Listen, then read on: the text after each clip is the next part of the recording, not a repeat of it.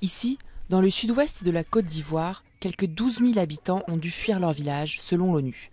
En cause, de récentes attaques menées par des bandes armées. Le 8 juin dernier, elles ont fait 18 morts, dont 7 casques bleus.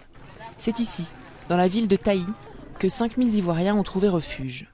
Pauline Aou Nguessen est venue avec sa famille. On attendait le coup de fusil. Ils sont en train de tuer nos soeurs, nos frères. On a peur, on a fui la guerre. On est venu se cacher ici à Taï. Mais on ne trouve pas à manger. On a problème de nourriture. Mais plus que de l'aide matérielle, ce que demandent les déplacés et les organisations humanitaires, c'est davantage de protection de la part des autorités pour que les habitants puissent retourner chez eux. Ce qu'on a besoin en termes d'assistance pour le moment, ce n'est pas des kits, ce n'est pas de l'argent, ce n'est pas nécessairement de la nourriture. Ce qu'on a besoin, c'est que les gens puissent vivre en sécurité dans leur localité respective. En fait. Déjà, des centaines de soldats ivoiriens ont été envoyés en renfort dans la région. Et le soutien militaire des Nations Unies s'est accru.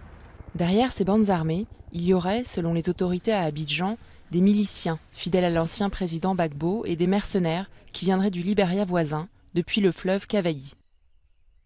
Nos frères qui ont fui pour aller, parce que le pouvoir a changé. On dit qu'ils ne peuvent plus vivre avec le pouvoir qui est en place. Et quand ils sont partis, ils nous ont fait un slogan qui dit « Nos babos, nos Côte d'Ivoire ». Donc c'est dans cette logique-là qu'ils demeurent. Ils sont restés dans cette logique-là pour payer les mercenaires pour s'attaquer à nous.